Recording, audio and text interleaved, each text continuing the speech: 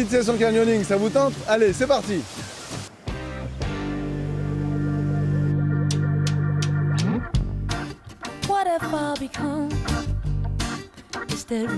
Bon, le canyoning, ça consiste à descendre les cours d'eau encaissés de l'île.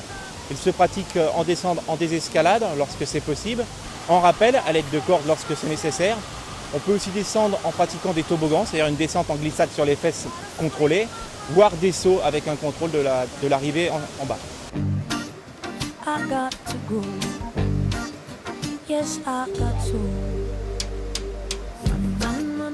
Le risque, c'est essentiellement la glissade sur les cailloux, puisque une fois qu'on est sur corde, on est relativement sécurisé.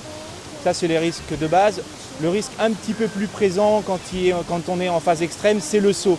C'est la réception. Bon, il faut veiller à avoir une réception amortie lors de l'arrivée et de l'impact.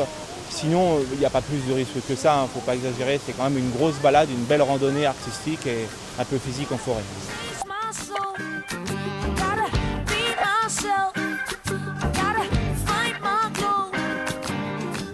Avant de descendre, il faut monter. Et ça grimpe. Et donc il faut avoir des jambes solides. Et ensuite, c'est que du bonheur dans les chutes, des sauts, du rappel, jusqu'à la fin, tout simplement. Le moment les plus difficiles, c'est vraiment de trouver ses appuis et vraiment rester dans l'axe de la cordée. Et sinon ça va quoi. Alors niveau sensation forte, il y en a dans ce sport-là. Puisque tous les petits rappels, chercher des appuis dans les chutes d'eau, on voit pas trop, on doit laisser se guider, etc. Vraiment c'est top.